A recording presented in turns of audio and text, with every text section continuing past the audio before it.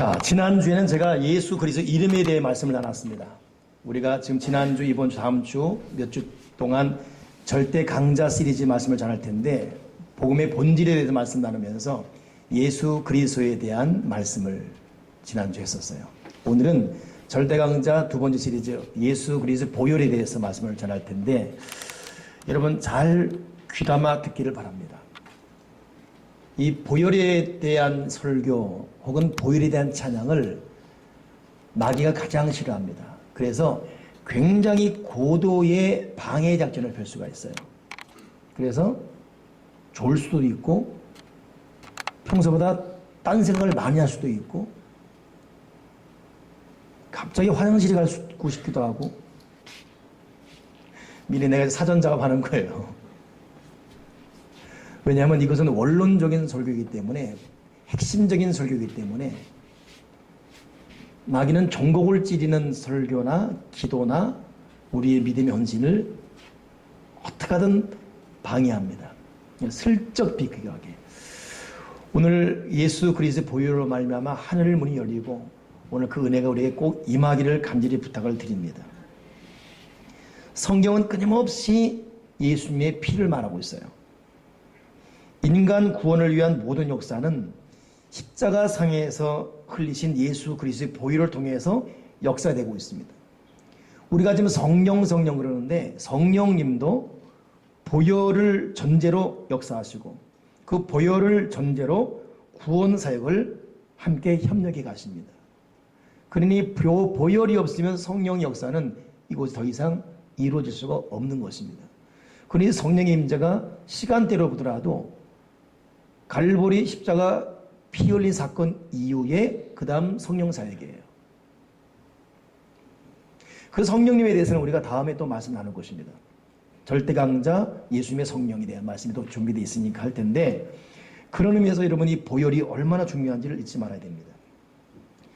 조지신학자 데이빗 존은 말하기를 구약에서는 오셔서 십자가에 달려 피 흘려 주실 예수 그리스도를 믿음으로 구원을 받았다면 신약에서는 오셔서 피 흘려 주신 그리스도를 믿음으로 구원을 받는다. 똑같은 문장인데 한 글자가 틀려요. 피 흘려 주실 그리스도는 구약이고 피 흘려 주신 그리스도는 신약이고. 그러니 결국 구약과 신약은 보혈을 흘려주신 예수님에 대한 이야기예요. 거듭 말씀드리지만 여러분, 신약과 구약, 성경책을 짜고 짠다면 한 단어가 나오는데 그것이 사랑이라는 단어라고 그랬어요. 이걸 또 짜고 짠다면 한 글자 나오는데 그것이 뭡니까? 피가 나온다 그랬습니다. 성경이 여러 가지 말을 하는 것 같지만 결국 단순 명료합니다. 예수님의 보혈을 말하고 있어요. 그러니 구약은 신약을 제시하고 있고 신약은 그것을 완성시킨 것이고 완성은 십자가 보혈을 통해 이루어졌고 우리는 그 보혈을 고백하는 보혈의 자녀들이에요. 그럼 우리 입에서는 보혈 찬양이 계속 나와야 되고 우리는 계속 보혈 기도를 해야 되고 날마다 우리는 보혈을 우리 삶 속에 뿌려야 됩니다. 구약을 보더라도 여러분 노아 보십시오. 노아가 전 세계가 물로 멸망한 이후에 정결한 짐승과 새들의 피를 흘려서 번제를 드렸고 이걸 헌명하시면서 내가 다시는 이 땅을 물로 심판하지 않겠다. 하나님 약속을 받아내요. 그것이 비록 짐승이지만 짐승의 피 전제 이후에 되어진 것입니다. 그 위대한 지도자 모세가 죽을 뻔했죠. 그때 십보라가 하나님의 영감을 받아서 자기 아들 게르솜의 표피를 잘라냅니다. 그리고 당신 나의 피난패입니다 하고서 그 피 흘리는 이 육신의 그 껍질, 표피를 남편 앞에 던졌기 때문에 위대한 사명을 갖고 오는 모세였지만 사명 때문에 죽음을 면한 것이 아니라 그 피 때문에 죽음을 면해요. 그리고 사역을 감당하게 됩니다. 그러니 사역보다도 피예요. 대단한 인물이라는 그 역량보다도 단순한 것 보혈입니다.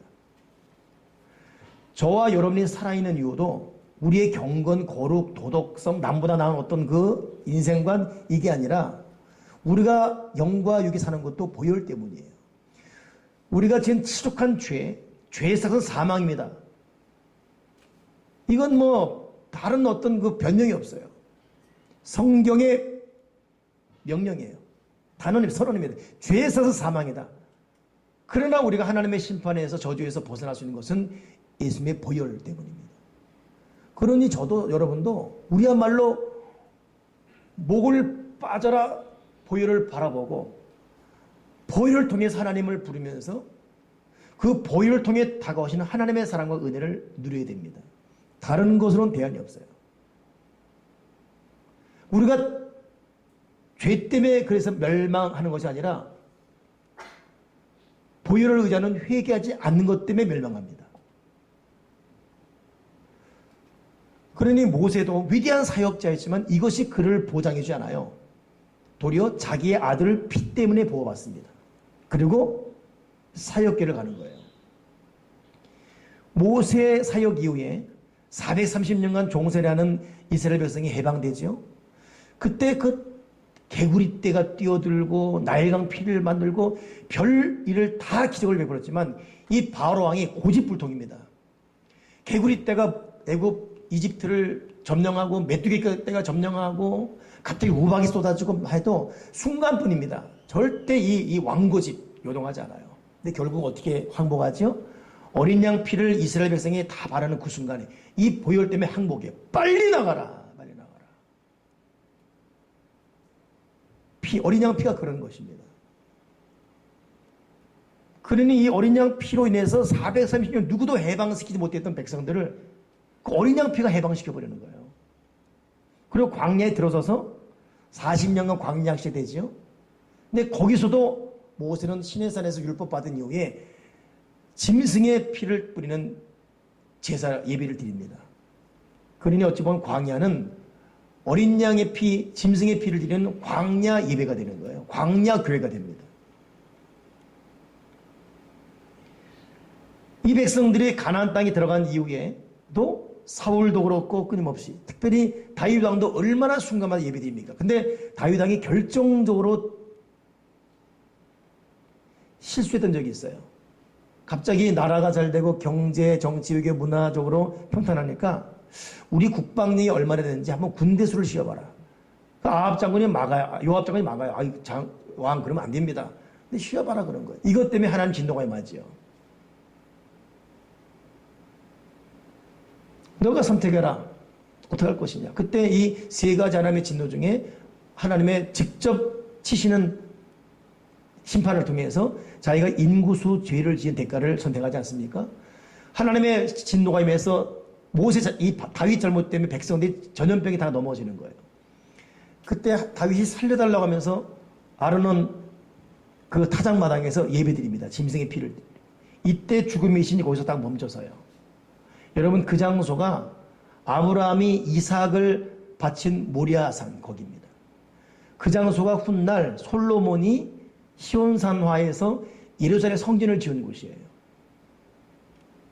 결국 예수님이 피 흘린 골고다 언덕이 바로 그 옆에 있습니다. 그리고 우리는 그냥 쑥 넘어가는 것 같지만 하나님의 섭리는 절묘하게 예수님의 피라는 보혈이라는 이 큰 이 핵심 주제를 향해서 모든 상황들이 이렇게 종합해서 몰려서 가게 합니다. 그냥 모리아산이 아니에요. 그냥 시온산이 아닙니다. 결국 갈보리산 언덕이에요. 그러니 여러분 신약과 구약과 신약을 통해 여기 그려는 몇몇 이런 하나의 대핵심 주제, 이것은 그리스도의 보혈, 여기에 여러분 집중되어 있습니다. 그렇기 때문에 여러분 우리가 예수 믿으면서 보혈을 모른다면 다 모르는 거예요. 예수님이 십자가 죽으셨지요. 그것은 로마 사용법 중에 하나입니다. 로마 사용법에는 흉악한 법이 4가지가 있어요. 사람을 죽일 때 첫째는 연자맷돌을 목에 매어 바다에 던지는 참 악한 사용법이 있습니다. 그 얼마나 고통스럽겠어요. 목에 매고 바다에 빠져 숨막혀 죽는 거. 두 번째 사용법이 맹수와 싸워 물려 죽게 하는 거예요. 죽을 때까지 찢게 합니다. 이것 참 인간이 못할 짓 아닙니까? 세 번째 사용법이 죽은 시체와 맞붙여서 그 시체 죽은 그 썩은 이 피와 이것 때문에 썩어주게 만들어요. 썩어주게. 질식과 썩게 죽는 거. 이것도 지독한. 근데 더 지독한 법이 뭐냐면 십자가형입니다. 십자가 죽일 때 모략을 먹여요. 이건 마취입니다. 거의 정신 나가게 만들어버립니다. 그리고 형틀 위에 뉘어놓고 실신케 한 다음에 14cm 정도의 못을, 우리 보통 30cm의 반 되는 이 못을 양손과 양발에 박고 때로는 가시를 머리에 찔러버립니다. 이렇게 되면 모략 때문에 정신을 거의 잃어버린 사람이 빠르면 5시간 아니면 24시간 안에 깨어나게 되지요. 그때 피를 서서히 흘려 만들어요. 왜냐하면 고통을 끝까지 느끼며 죽으라고. 그러니 이렇게 서서히 죽기까지 사형수들이 4일 혹은 6일 걸립니다. 근데 이렇게 죽은 걸로 끝나잖아요. 죽은 다음에는 까마귀가 날라와서 모든 걸 다 쪼아먹습니다. 눈알 쪼아먹고 살갗 쪼아먹고 코 쪼아먹고 그러니 해골만 동그랗게 남게 돼 있어요. 그제서야 남은 걸 끌어내려다가 골짜기에 버린데 그 골짜기를 해골 골짜기 그래요. 그때부터는 거기서 막 구더기가 생겨납니다. 구더기가 너무 울거리니까 거기에 소금을 뿌리는 거예요. 그 소금과 구더기가 뒤집어먹대요. 악취가 심각해요. 그 불을 지릅니다. 그러면 불과 함께 연기가 계속 불 꺼진 다음에 계속 나지요. 그래서 성경에 보게 되면 지옥은 소금 치타라 그 말이 거기 나온 말입니다.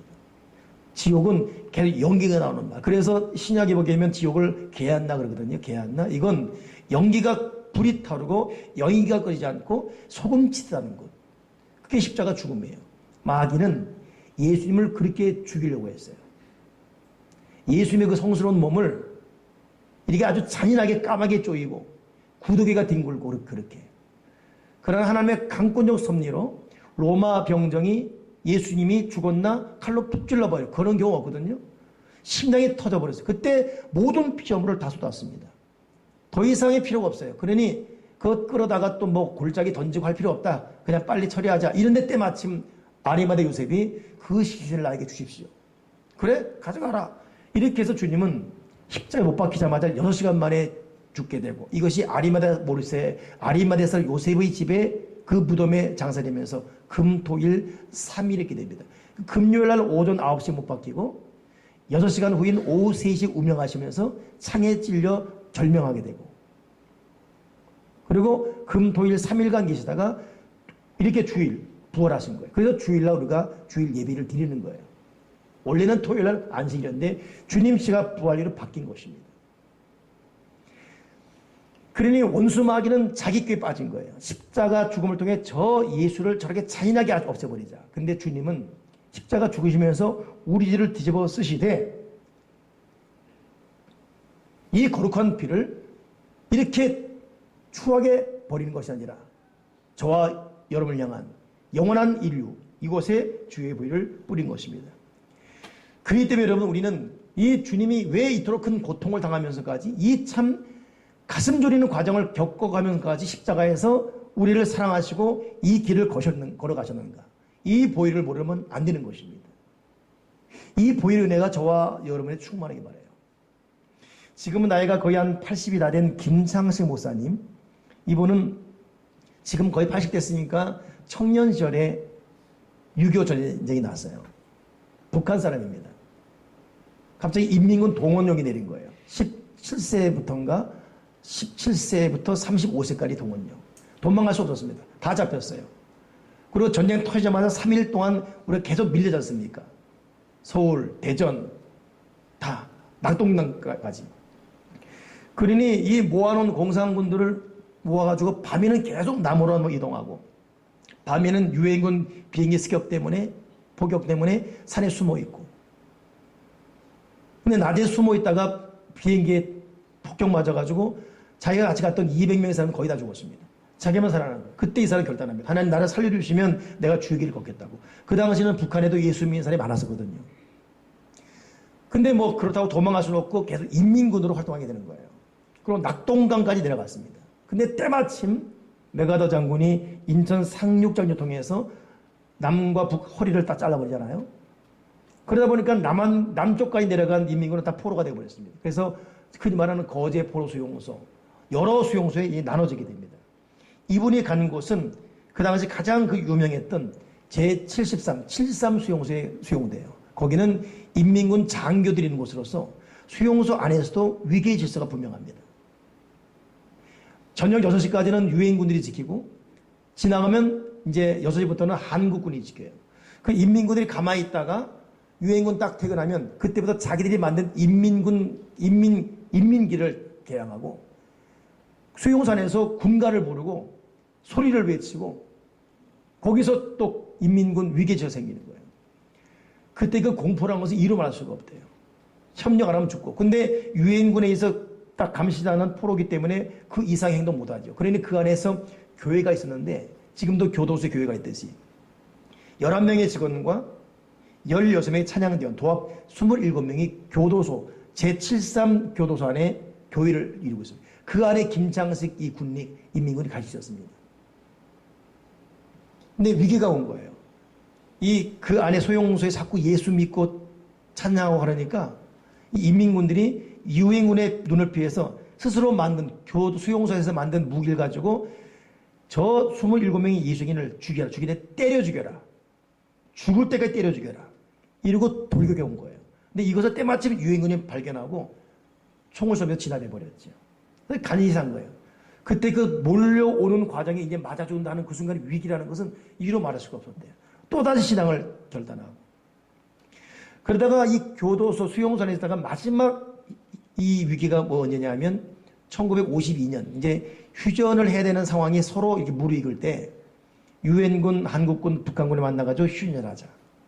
이렇게 얘기가 된 거예요. 근데 조건은 뭐냐면 남과 북의 포로를 다 교환하자.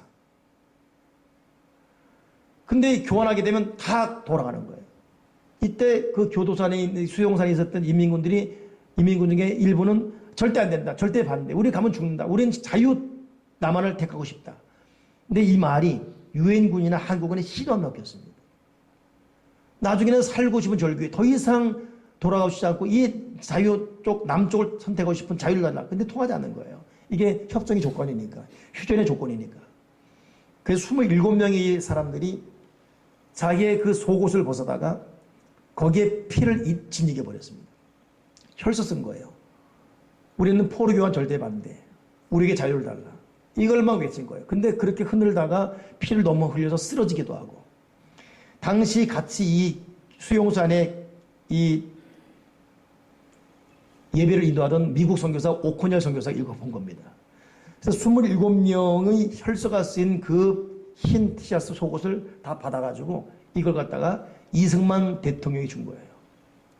이들은 지금 자유로워하고 있습니다. 이승만 대통령이 이걸 보고서 특별 비밀 지령을 내려요.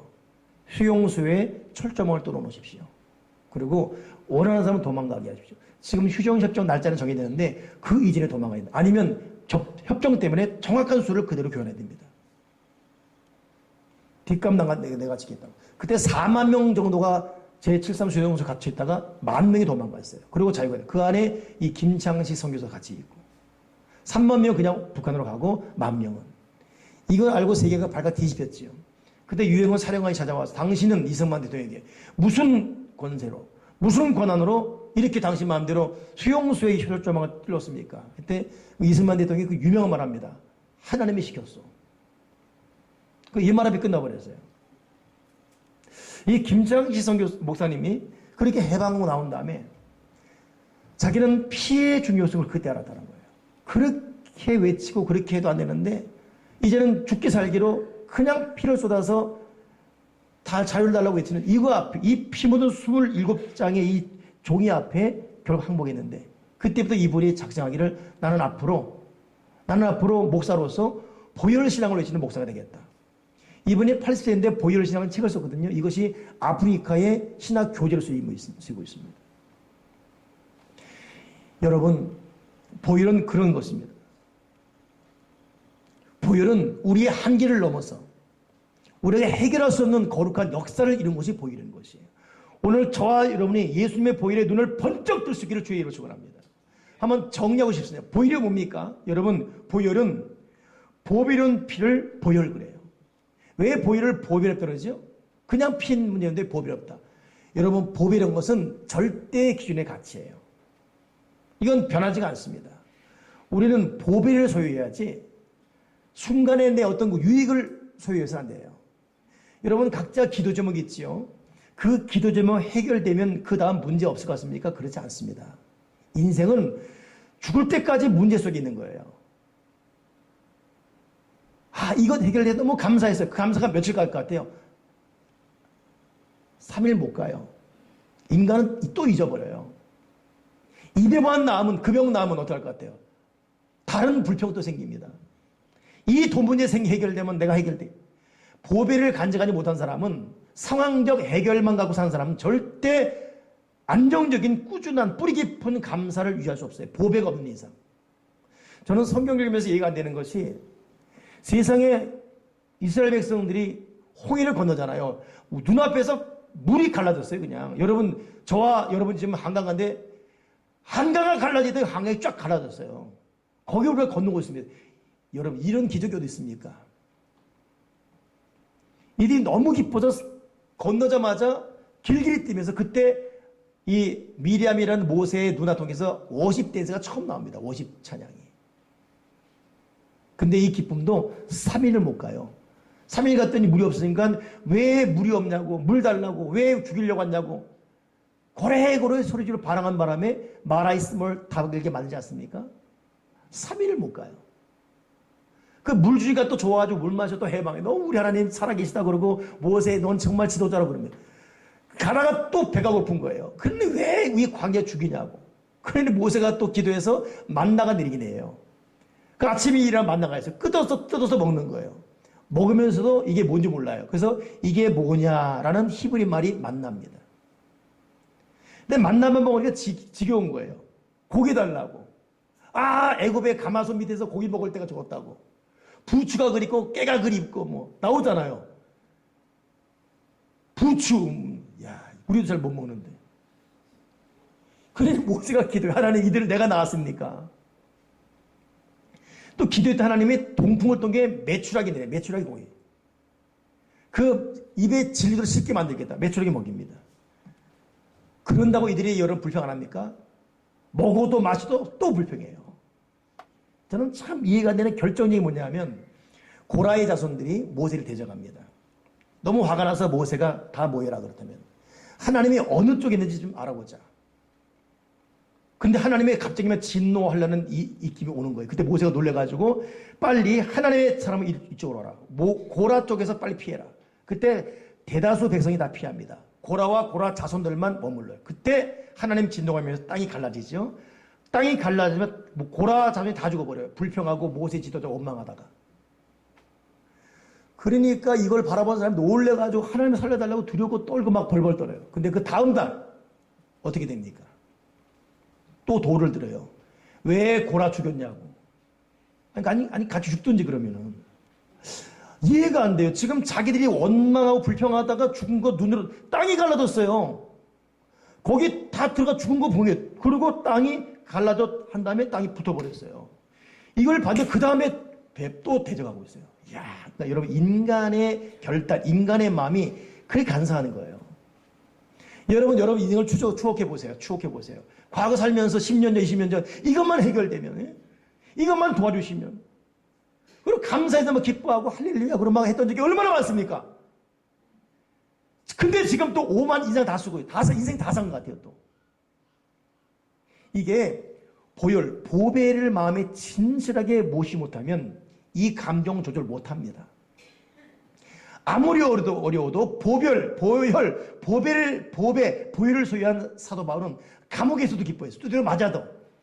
근데 보혈을 소유하지 못하면 먹고 마셔도 불평이 있습니다. 제가 아는 분, 얼마 전에 이분 돌아가시 1년 넘었거든요. 이번에 한 거예요. 죽었대요. 왜 돌아가셨는지 안타까웠지. 아는 분이니까. 근데 보니까 자살했어요. 보니까. 예수 믿는 분이었거든요.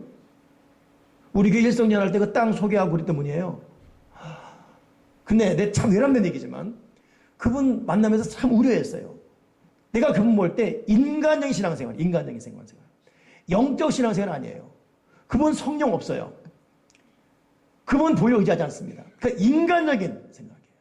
안타까웠어요. 그래 교회도 계속 자기 스타일 맞으면 여기 갔다가 아니면 여기가. 우리 교회도 한 달간 나왔었어요. 한 달간. 이건 아닌데. 근데 남의 교회한테 뭐 이래저래 말할 수 없고. 여러분, 보혈신앙이 없는 사람들은 적응이 안 돼요. 자기 감정 코드는 안 됩니다. 보혈이 없는 사람은 감쌀 때 금방 또 불평합니다. 여러분, 그렇기 때문에 우리는 보배로운 피를 통해서 우리 마음에 보배로운 피가 나를 점령해야 돼요. 그리 전천후의 신앙으로 무장할 수 있어야 됩니다. 그러니 베드로가 중요한 말하잖아요. 주님의 피는 금이나 은가지 없어질 피가 아니다. 이건 보배로운 보배다. 그래서 베드로의 입에서 나온 말이 보혈이에요. 보혈. 금과 은과 다르다 이것이에요. 오늘 다른 사람 보기에는 우리는 아무것도 없고 도리어 다른 사람이 걱정을 줄 만한 그런 인생을 살아다 할지라도 저와 여러분 보혈을 믿고 내 마음에 깊이 간직한다면 우리는 보배를 소유한 사람입니다. 원리를 붙들어야지 하나의 형상을 붙들지 마십시오. 형상은 얼마든지 깨져요. 본질을 붙들어야 돼요. 두 번째 여러분 보혈은 뭡니까? 두 번째 보혈은 예수님의 피는 효력을 주는 거예요. 효력. 하나님께서 에덴 동산 창설하셨지요. 그 아담과 이브 만드셨어요. 그리고 아담과 이브는 그냥 먹고 놀고 자랐어요. 밭이 때가 따라서 논이 때가 따라서 이제 곡식 내고 과일 메고 이 과일 먹고 리스마트 이마트 갈 필요도 없고 그냥 되는 대로 준 대로 먹으면 되고 하나님이 모든 땅과 환경이 그렇게 효력을 아담과 이브가 원하는 대로 하기가 만들어 놨어요. 근데 아담과 이브가 타락한 이후에 성경 보면 그 말이 분명히 나와요. 창세기에 보니까 4장 12절에 네가 밭가로도 효력을 내게 주지 아니할 것이다. 넌 종신토록 땀을 흘리다가 흑인이 흙으로 돌아가라. 우리의 모든 수고하고 애씀과 파수꾼의 경성함이 의미가 없어져 버렸어요. 근데 다시금 보혈을 통해서 우리에게 효력을 주게 하는 것이 여러분 보혈이에요. 지금까지는 환경도 자연도 사람도 더 이상 이런 관계가 아니거든요. 원래 이런 관계 아니에요 우리가. 근데 더 이상 맨 원수가 돼버렸고 여러분 어제도 저 주례하고 왔거든요. 내가 주례하면서 어제는 성찬을 하면서 아주 짧지만 복음을 제시했습니다. 우리는 다 그런 부분에 됐어요. 근데 세상 사람들이 그렇게 교류했지만 다 원수가 되어버렸어요. 예? 맞지 못해 살고 있고 더 이상 부부끼리 효력이 발휘가 안 돼요. 내가 배합하는 자식인데 자식이 나한테 효력이 발휘가 안 돼요. 왼수가 되고 있고 우리가 교회 정에 나오기까지 얼마나 사모했어요. 근데 더 이상 교회에서 효력이 발휘가 안 돼요. 여러분 원 해결은 보혈로 돌아가야 돼요. 아멘이십니까? 그 보혈은 효력을 발휘해요. 효력. 그러니까 우리가 기도할 때에도 보혈을 통해서 기도의 응답의 효력을 받아야 되고 애쓰지만 울지만 안 되는 거예요. 더 이상 다 나의 대적자가 되고 있고 너무너무 외로운 거예요. 고독하고 누구도 내 마음 몰라. 더 이상 효력이 발휘 안 되고 있어요. 오늘 저와 여러분은 이 보혈을 흠뻑 맞아서 이 보혈 속에 여러분 하나님은 죄를 그냥 볼 수 없습니다. 하나님은 죄에서 사망으로 돌리고 오십니다. 근데 이 보혈 때문에 하나님이 사랑의 효력이 나에게 발휘가 되는 거예요. 하나님은 우리가 지은 죄를 용서할 수 없어요. 근데 이 보혈 때문에 우리가 지금 어떤 죄도 다 용서해버립니다. 용서의 효력이 발휘되고 있어요. 여러분 보혈이 있으면 우리는 언제나 새로운 시작이 가능합니다. 안 믿으십니까? 보혈이 나에게 효력을 주는 거예요. 가끔 여러분도 그렇습니까? 저도 제 나이를 생각하면 이제 더 이상 뭘 할 수 없겠다 싶어지고 그냥 이 50 중반에 앉게끔 살아가야지 뭐 이런 생각을 하게 됩니다. 꿈도 많았거든요. 열정도 있고 여러 말 서게 되면 큰소리 뻥뻥 치지만 이 나이가 있으니까 이제 좀 이러고 있는데 이번 주 중에 저 용인에 있는 제 스승 통화했어요. 그분은 65세입니다.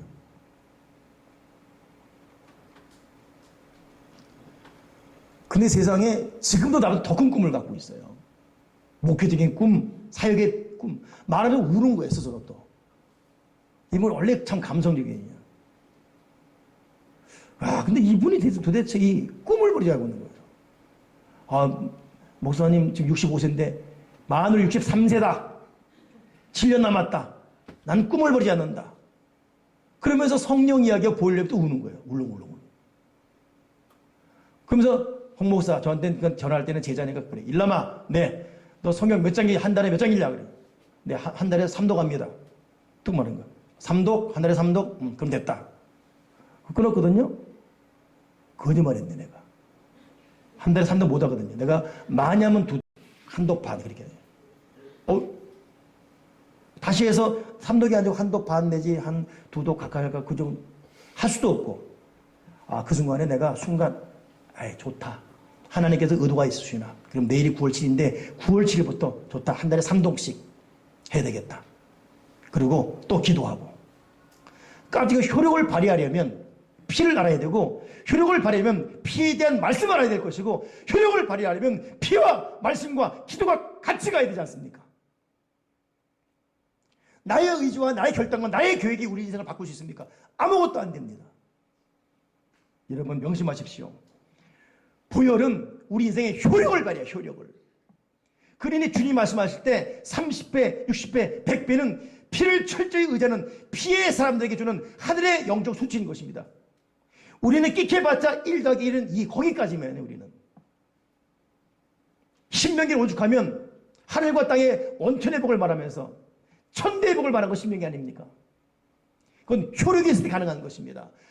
우리 오늘 예수의 피를 흠뻑 마셔야 돼요. 아멘이십니까? 그 피에 푹 잠겨야 되는 것입니다.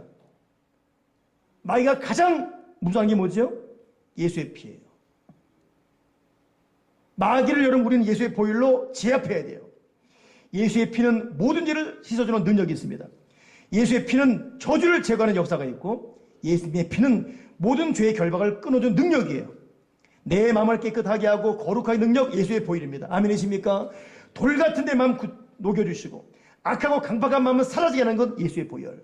내 마음을 온유하게 하고 부드럽게 녹여주는 것, 내 마음속에 미움과 질투와 시기를 사라지게 하는 것, 온갖 질병을 생겨나지 않게 하고 질병을 이기는 능력, 치료 능력은 예수의 보혈. 이 보혈밖에 없는 것입니다.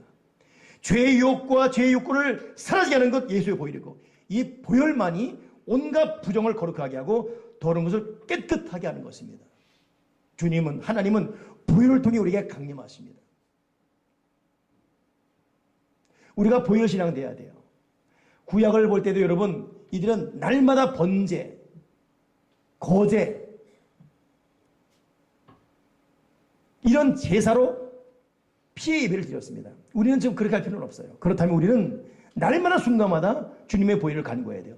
저는 목사로서 제가 지난주에는 예수님의 이름을 수없이 외친다 그랬는데, 제가 예수님의 이름을 수없이 외친 것 동시에 예수님의 피를 수없이 말하고 있습니다. 오늘도 보혈을 나에게 뿌려주시옵소서. 근데 여러분, 우리가 보혈을 외친 것 동시에 이 보혈의 외침이 그냥 물고 번져로 뻥 터지고 사라지지 않겠려면 보혈을 외치고 말씀을 담고 또 기도하고 이 3박자 계속 돌아가야 돼요. 그래서 보혈 신앙이 뿌리 깊게 내려야 돼요. 어느 사람 보혈을 많이 외치는데 보면 그 속에 말씀이 없어요. 그러니 외쳤다가 말씀이 뿌리가 되지 않는 보혈의 외침을 마귀가 우습게 여겨버립니다. 아주 우습게 여겨버려요. 그러니 여러분, 우리가 보혈 신앙 되려면 첫째는 보혈을 많이 외치고 동시에 이 보혈이 보혈되기 위해서 내 속에 말씀을 많이 담고 기도의 무릎을 꿇고 나아갈 때 이 보혈은 우리에게 권세가 될 것이에요. 저는 오늘 유독 그런 기도를 하게 됩니다. 하나님, 우리 이 예배에 하늘의 문을 열어주시옵소서. 하늘의 문을 열으시고 이곳에 오소서. 우리 예배를 받으시고 우리 기도를, 여러분, 하나님의 문이 닫힌 상태에서는 우리가 모인 것이 무슨 의미가 있습니까? 내가 가운을 입고 여러분 헌금 드리고 기도하는 이게 무슨 의미가 있어요? 하늘 문이 열어지는데 그 하늘 문은 왜 열어지죠? 보혈 외에는 안 열어져요.